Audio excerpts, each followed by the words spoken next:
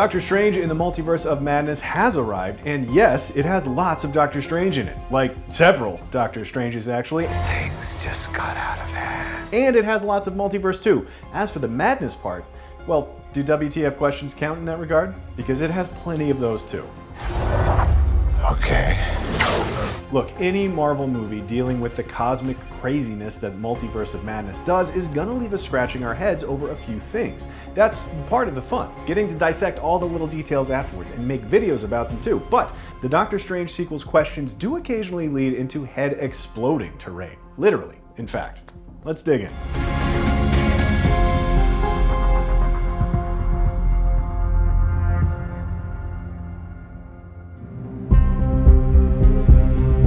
As the film comes to an end, Benedict Cumberbatch's Stephen Strange seems to be moving on with his life, fixing his long-broken watch that his ex Christine Palmer had given him before heading for a cheery walk outside his sanctum sanctorum. But then suddenly he collapses in pain as a third eye appears in his forehead, just like the third eye sported by his multiversal counterpart, Sinister Strange, as he's called in the marketing for the film. It's kind of an odd way to end the film, if only because after this shocking reveal, Doctor Strange seems fine when we see him a couple of minutes later in the mid-credits scene, where he's still walking around the streets of Manhattan. More on that in a second. But back to the eye. Our Strange used the magical book known as the Darkhold when attempting to defeat Wanda Maximoff in the film's final battle. And while he avoided being overcome by its dark power, as Wanda and Sinister Strange did, he apparently did use it enough to become perhaps a teensy bit affected by it, enough to trigger the appearance of his new body part.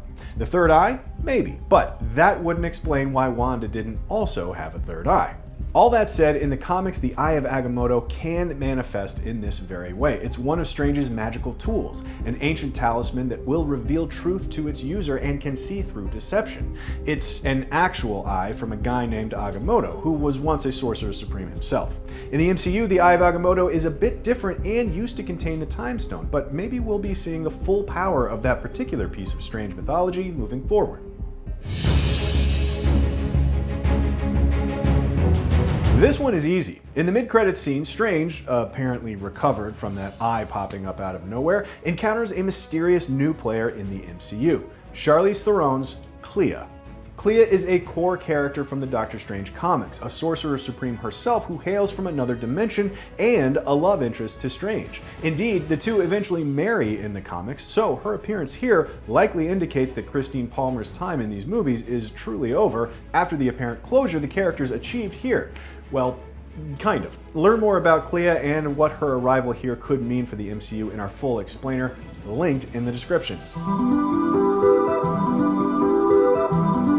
You know, life as a supporting player in the Marvel movies isn't always easy. For every Pepper Potts who's taken along for the ride for years and years, there's a Liv Tyler's Betty who's barely mentioned again. It seems that in the case of Doctor Strange's cast, the time between movies, it's been 6 years since the first film, was just too much, and there was multiversal stuff to focus on. So, Chiwetel Ejiofor's Carl Mordo, who was teased at the end of the first film as a new baddie after being an ally to Strange for most of that movie, just isn't in this film. His Earth 838 counterpart does get what isn't much more than a cameo, however, as part of the Illuminati. McAdams gets some good stuff to do as the Earth 838 version of Christine Palmer, but the OG Palmer is left at her wedding in the film's opening minutes, never to be seen again. And presumably, the wedding was also ruined by the superhero battle raging outside. Benedict Wong's Wong has obviously fared better over the years, but let's not even get started on Michael Stuhlbarg's Nicodemus West, who played Strange's rival surgeon in the first film. And hey, at least he got a wedding invite, and some awful hair.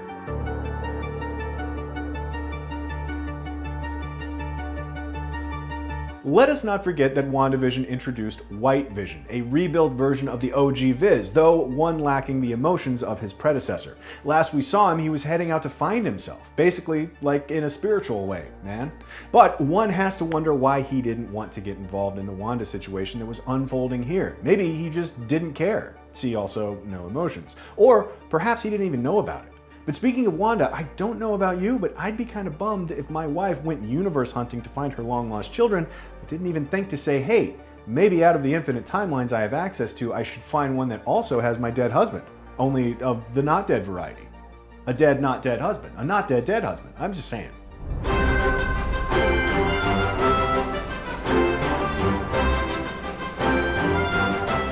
We don't know. Some fans have been vocal about wanting The Office and A Quiet Place star John Krasinski to play the leader of the Fantastic Four in that Marvel movie, which is in development. And they also, of course, want his wife in real life, Emily Blunt, to play Reed's wife in the comics, Sue Storm / Invisible Woman.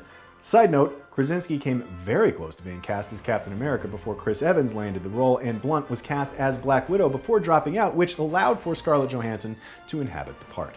And so, Krasinski does show up in the Multiverse of Madness as the Earth 838 version of Reed, who is soon after sliced into a fantastic salad topper by Wanda. But, of course, it's the multiverse, baby, so Krasinski could come back as a different version of the character in the future. But, as Loki the TV series showed us, sometimes variants just don't look the same. Basically, we're waiting to see on this question. But learn more about the past and future of the Illuminati in our explainer when you're done here. Oh, also Peter Parkers. All the Peter Parkers look totally different.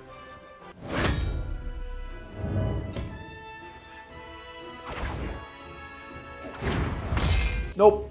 We all assumed it was because Captain Carter was hinted at in the trailer, as was Strange Supreme, but it turned out these were just variants from similar but different timelines. Oh well, we still can't wait for season 2 of the animated show anyway. Hi, my name is Peter Parker. You don't know me, but Hi, my name is Peter Parker, and you don't know me, but you... Doctor Strange references the last Spidey movie when he mentions having some multiversal experience. But beyond that, does anyone else remember the multiversal mishap in that movie? Strange's spell erased everyone's memory of Peter Parker, we know that. But what about Spider-Man himself and that whole big fight at the Statue of Liberty with, other Spider-Men? Also Spider-related, why wasn't Ned at Camartage? Did all his wizard and training stuff go out the window because of Strange's spell in No Way Home? Does he remember Ned had a knack for magic? And does America Chavez's unfamiliarity with Spider-Man mean that not only does no one remember who Peter Parker is, but no one aside from Strange remembers who Spider-Man is? She's been to a bunch of universes, but seemingly never encountered a Spider-Man. I don't buy it. Those are all the WTF questions we have around Doctor Strange and the Multiverse of Madness, but what did we miss? Let us know in the comments, and be sure to also check out our ending explained on the film, and of course, like and subscribe to us, IGN, wherever you like to watch. What do you know about the multiverse? Viz had his theories. He believed it was dangerous.